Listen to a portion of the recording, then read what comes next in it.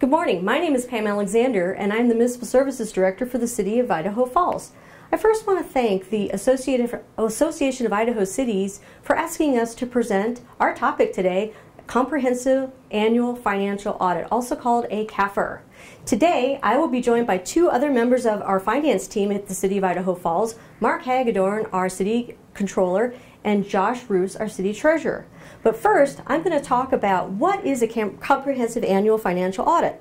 Well, basically, it's a set of financial statements that provide a report of municipal entities' compliance with the accounting requirements governed by the Governmental Accounting Standards Board, which is also called GASB, G-A-S-B. The other thing that the annual financial report does is it provides financial statements prepared or audited by an independent certified accounting firm. Most of the time, it's your external auditors that you use. And thirdly, it provides an accurate presentation of the municipality's financial position, including reporting of cash and investments, capital assets, revenue, expenditures, and performance ratios. Now I'm going to hand it over to Josh Roos, our City Treasurer, to talk about the benefits of a CAFR. Hey guys, my name is Josh Roos. I'm the City Treasurer for the City of Idaho Falls. I've worked for the city for a little over 9 years now, and I've been in this position as a treasurer for a year and a half. And so it's been great being able to be a part of the finance team, to work with Pam Alexander and Mark Hagedorn, our city controller. And it's a great privilege for us to be able to talk with you guys about CAFRs and the importance of preparing a CAFR and having a CAFR in your organization. And so as part of my part of this presentation is I'm going to be talking about the benefits of a CAFR, because there's many different benefits to a CAFR, and I'm just going to go over just a couple of those things. And so one of the biggest benefits of preparing a CAFR is that it gives governments the opportunity to participate in the GFOA Certificate of Achievement for Excellence in Financial Reporting Program. It's a lot of words for a certificate, but it's a great program that you're able to be a part of. And in case you didn't know what the GFOA is, it stands for Government Finance Officers Association. So according to their website, the GFOA was founded in 1906, and it represents public finance officials throughout the United States and Canada.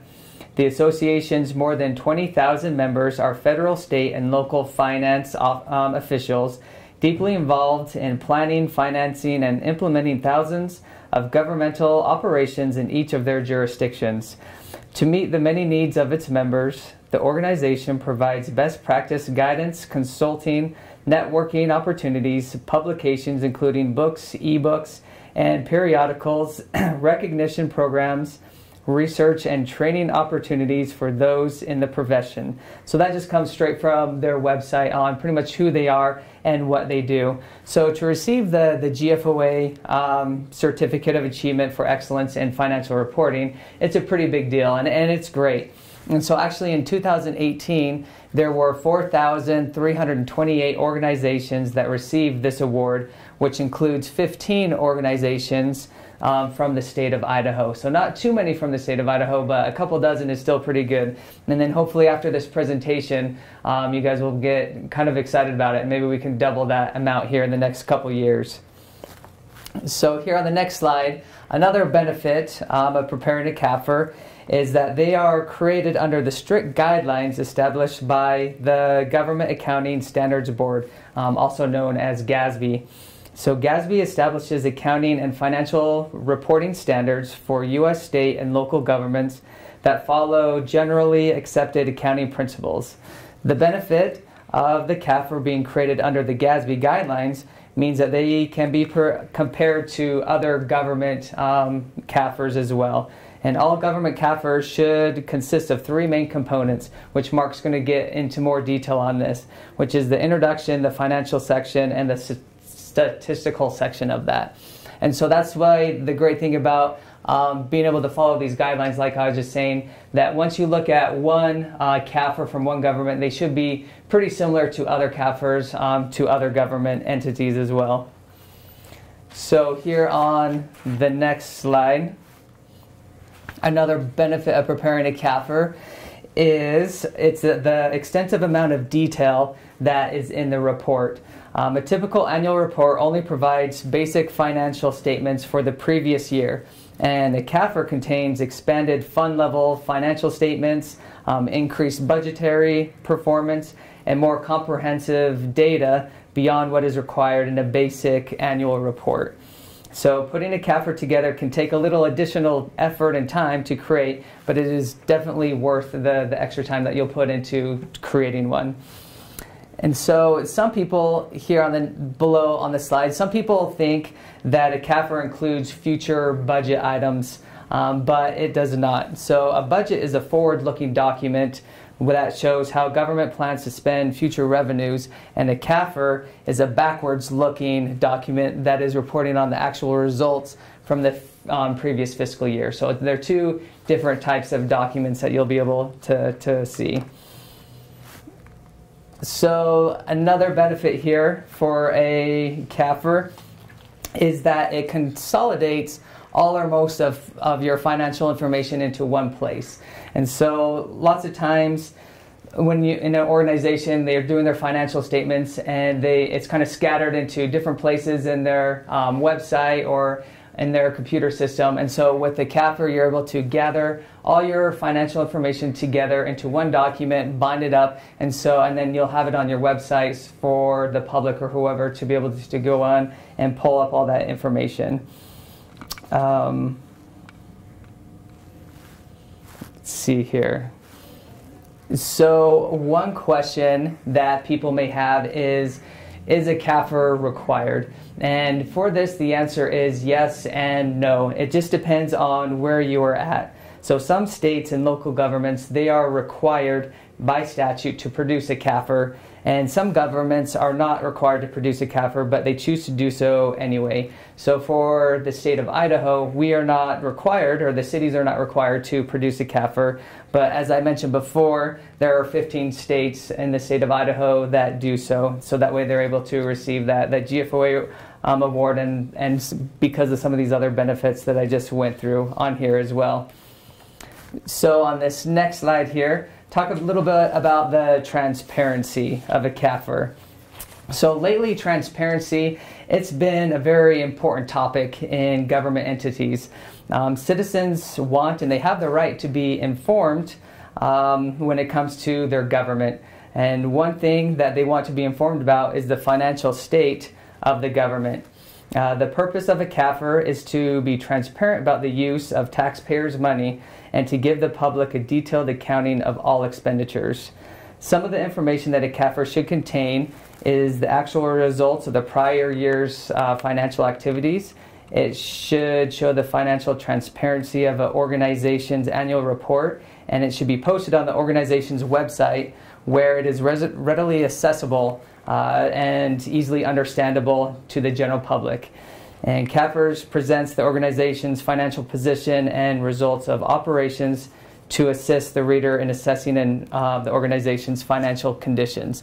So that's the main thing with the CAFR is when you go through a lot of numbers, it's for the average person, it doesn't really make that much sense. And so that's why with these CAFRs, you're trying to make it easy for the readers to really understand. So they really understand kind of what is going on in the city, in the organization that you're part of. And so that's one of the big parts is just be able to have it accessible for everybody, like on your city's website, and then also easy for everybody to understand on that as well.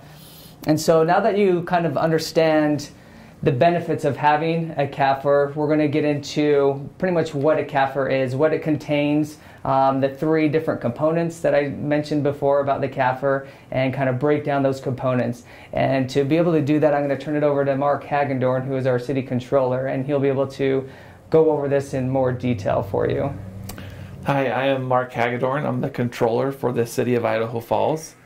I appreciate this opportunity to talk about CAFRs, which is your comprehensive annual financial report.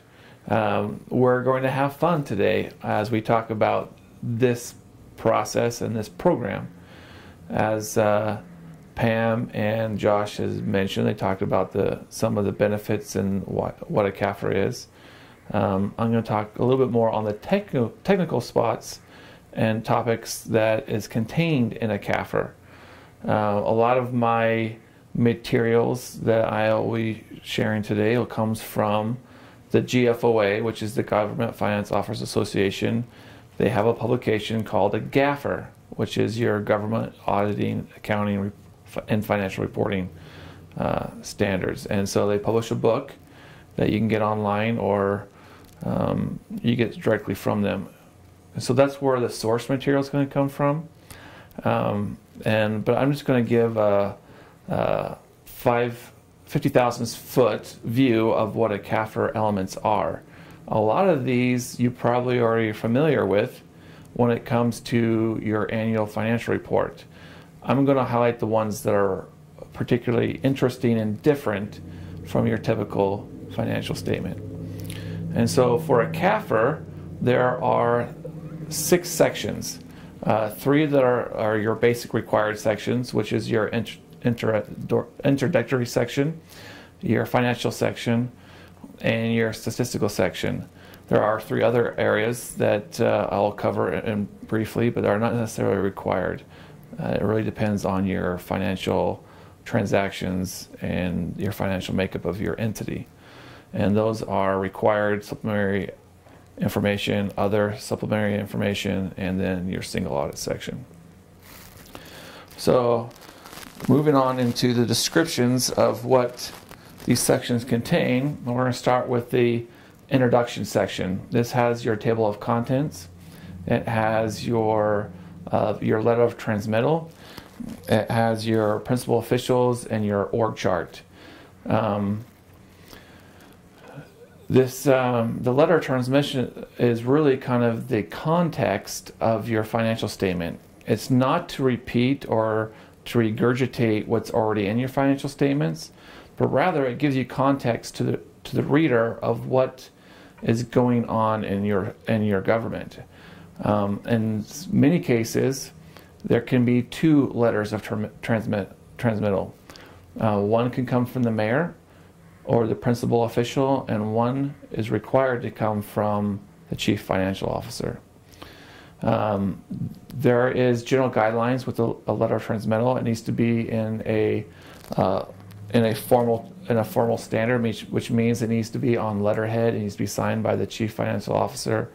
It needs to be addressed to the citizens and the principal officials. Those are some things that are required, but the content, the narrative that you write is more conceptual. And so the GFOA does have some guidelines of what you would want to have in a letter of transmittal, but it's not required. And those general guidelines are the profile of the government, how the government is structured and made up. It has the information that's useful in assessing how the government is doing with economic condition. You can talk about unemployment rates. You can talk about growth. You can talk about new things that are happening within the government to kind of give context of the changes that are happening and that's driving the financial information that's being presented. And then you go in and you outline what awards and acknowledgments that you received during the year. Those are kind of the things that you would find in your typical letter of transmittal. Then you also list in there your principal officials. Your principal officials are your elected officials. That's required. However, you can put your appointed officials for any boards or any other subgroups that you have that are doing governance within the city. That is, you could also put that in there under your principal officials. And then the last is your org chart. The org chart always starts at the top level is the citizens, then it goes to your principal officials, and then your boards, and then your directors, and then it also has your first line of supervisors. This is so to give the reader and the citizens the structure and how they can get information out of the city. So that's your introduction section. The next section, which you are probably more familiar with, is your basic financial statements. Every annual financial report is required to have most of these statements.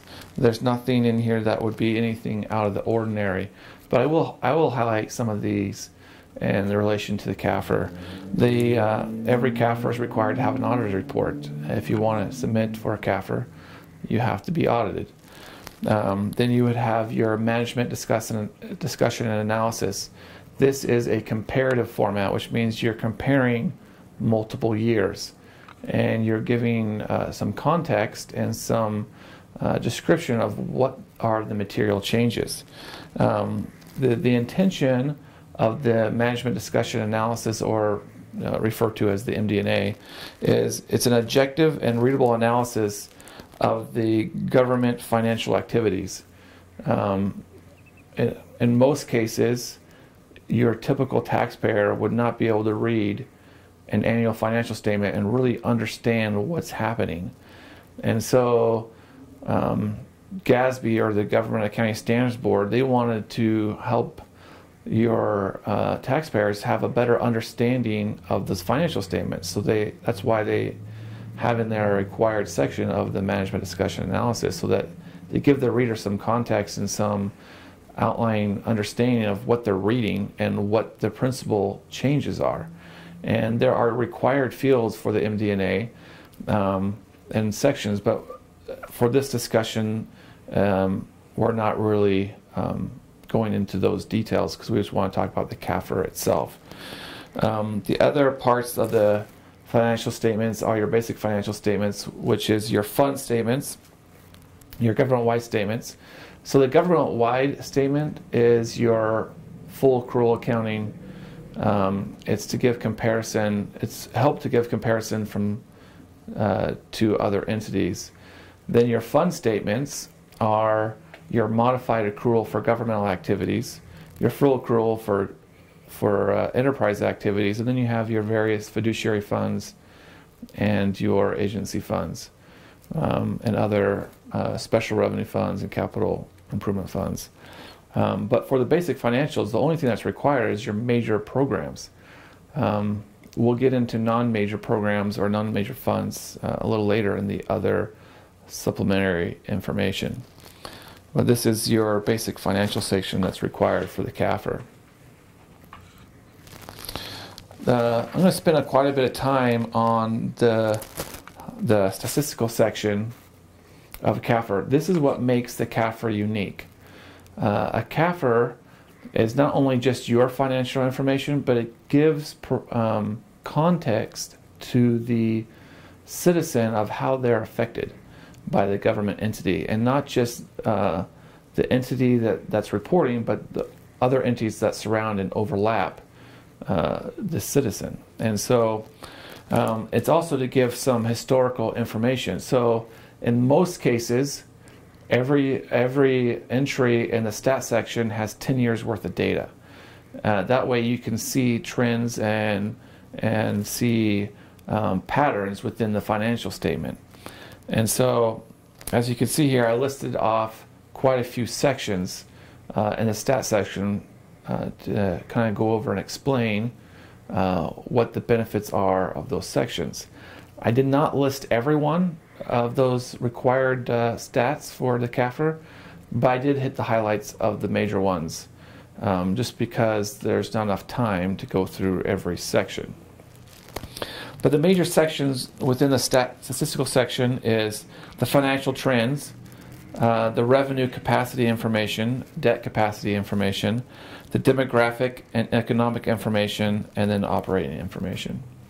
These are all sections within the stat section that is required to be presented.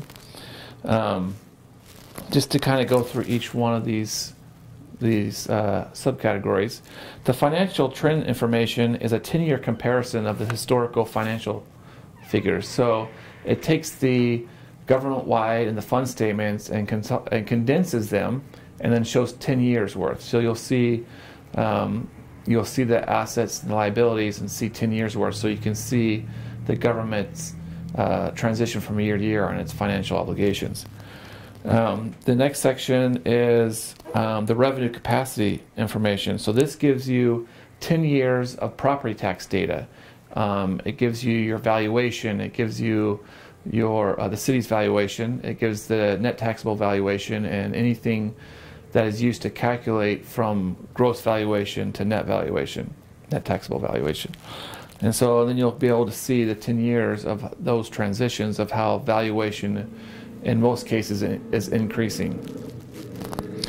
It also shows the direct and overlapping property tax levies. So what we show is for a citizen within the city of Idaho Falls, we'll show all the levies that citizen pays or is assessed. And so for the city of Idaho Falls, we have the city levy, we have school district levies, ambulance levies, county levies, fire district levies.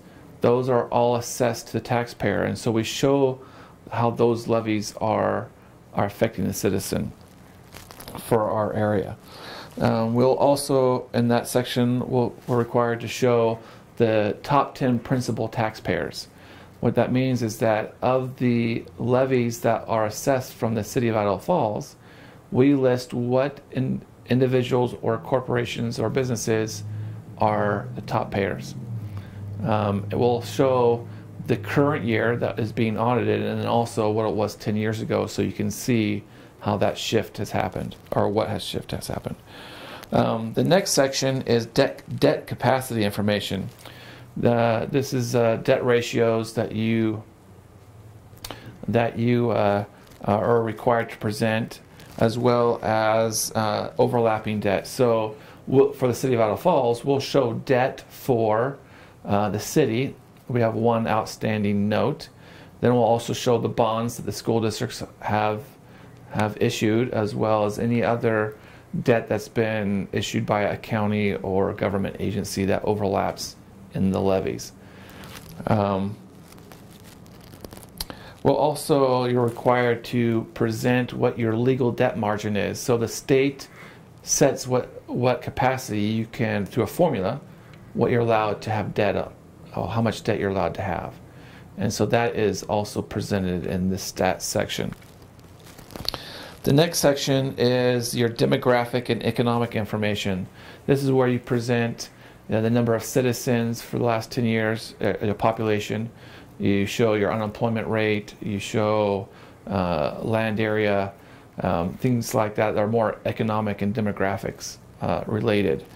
The other thing you show in this section is your top 10 principal employers. These come from the biggest industries in your area that hire employees. And the last section, and probably one of the more important section, is your operating indicators. This is the chance that your government entity gets to explain what's driving the government costs. And so you'll have FTEs. You're required to list FTEs by function. So functions that we have here at the City of Idaho Falls, we have public safety, police and fire, we have general government, we have parks and recreation, water, sanitation, wastewater, electrical utility.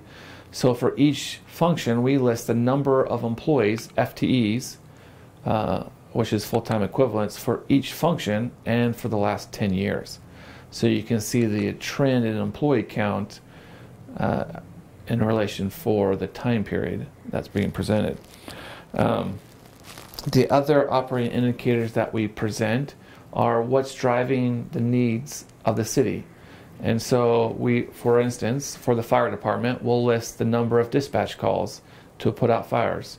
We'll put out the number of fires they extinguished during the year and for the last 10 years.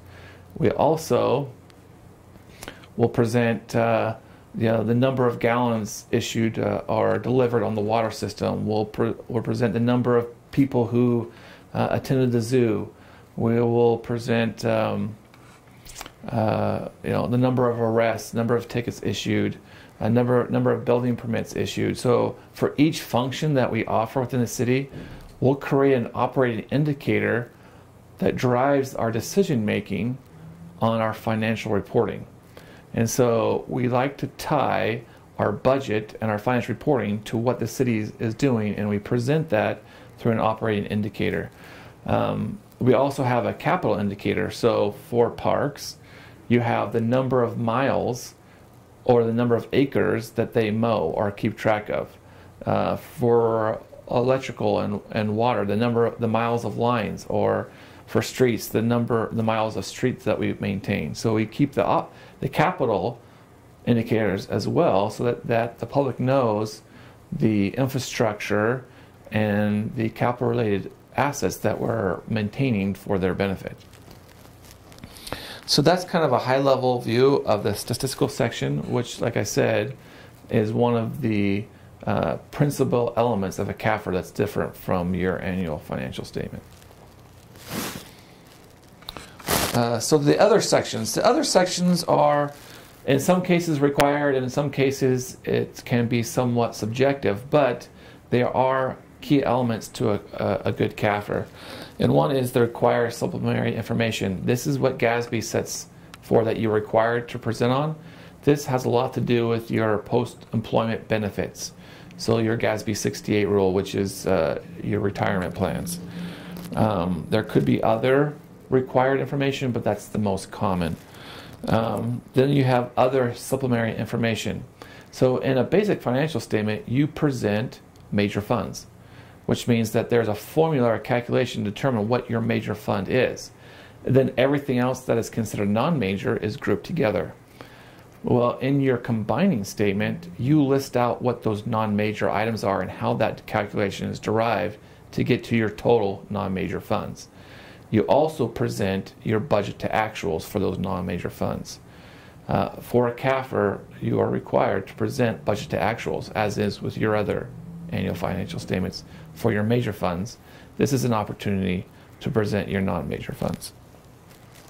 And then your single audit section. You could be required to have a single audit if you expend $750,000 of federal awards.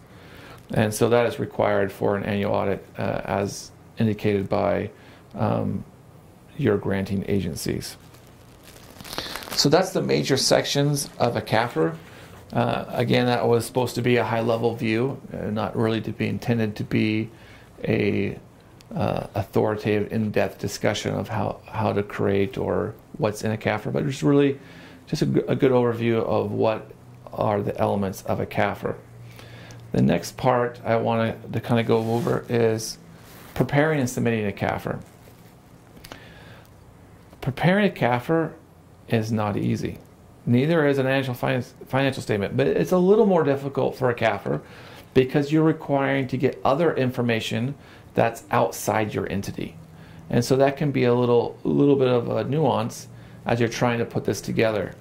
And it takes a team. It's a team effort. We're having to talk to all the departments within the city. We're having to call state agencies and other governments to get the information to get into preparing this CAFR. And so it's a lot of work and it takes some time. And I want to go over the three major areas that are more of could have more influence outside of the accounting department. The letter transmittal in often cases is a collaboration between your principal official and the finance department and creating that context of what's affected your city that year. And so it's working with that principal official to get that written and make sure it looks good and to their liking while still maintaining the financial integrity of independence. The MD&A, the explanation of material changes, often is also a collaboration with the departments who's affected of explaining why assets are increasing or why debt's increasing or decreasing or why revenues have changed or why expenditures have changed. And so getting those narratives put together is an important part of the CAFR in explaining what's going on with the city. And I know for accountants, we like things to be black and white and straightforward. The letter transmittal, the MD&A, and the stat section is a little less straightforward. It's a little more subjective. And so it's why it's a team effort and a collaboration with other entities as well as other departments within your government. And then the stat section. Compiling a stat section is a lot of phone calls and a lot of emails to try and get the overlapping and the general financial condition from labor standards or labor entities and economic entities that can give you that perspective of how your city is being operated. So, for an example, I have to get a hold with the county to figure out who the top 10 taxpayers are. I call the Department of Labor to figure out who's the top 10 businesses are in our geographical area. Those can be difficult because not everybody reports the same information to the Department of Labor. So not only are you getting the information, you're analyzing and doing a gut check. Does this feel right? Does this seem right? Before I put it into our statements. And as well, the stat section is city priorities change. And so you're creating operating indicators for 10 years, and sometimes those operating indicators change. So maybe you're not doing number of arrests anymore for the police department, you're doing number of call-outs. And so you're having to go back and accumulate 10 years worth of data for that stat section. As well as preparing for the CAFR and writing the financial statements, you have to do a disclosure checklist. On the GFOA website, when you go to submit a CAFR, there's a checklist. It's about 80 pages long of all the requirements that are necessary for this financial award. And so it's just to verify that you've captured all the reporting requirements for this report. Then there's an application and a fee. Because a CAFR is a graded reporting module, we're paying to have someone read our financial statement and grade it, which means they come up with suggestions on how we can do better. And they send those suggestions out at the end of the year so that we can incorporate into our next financial statement improvements to be a better, to have a better reporting model. The application consists of just giving some basic information to the reader to know the number of funds, the type of funds, the things that are going on, what GASB standards you've implemented or are not implemented yet. So that way they can get a better idea and better handle of how to read your financial statement. And then the continuous submission requires responses to those suggestions. So if you do this every year, they send you a letter saying, here's all of the things we think you can do better on your report. You're required to answer those and say whether you agree and how you've implemented those changes. And so that's part of that submission for the CAFR. And again, as probably mentioned earlier, a CAFR, which is your Comprehensive Annual Financial Report, is an award program, which means it's a grading program. It's intended to elevate the financial report for the citizen, to give more information, more context. And these are the things that that we need to improve upon for our citizens. And that is the end of my section. We will have question and answers coming up. But I again appreciate this time to kind of go over the elements of a CAFR. And I will turn the time over to Pam. Thank you, Mark. In conclusion, why should a comprehensive annual financial report be completed? First, it provides municipality governing board verification of financial reporting compliance. It also provides accurate report of municipality's financial condition and performance. And with the GFOA, the Governor's Finance Association, Officers Association Certificate of Achievement for Excellence in Financial Reporting basically states that your organization has gone beyond the minimum requirements of reporting. It also demonstrates spirit of transparency and full disclosure of finances. And as you can see by all of our presentation elements, the process does take time, but is so worth the achievement. So thank you, and we are looking forward to your questions.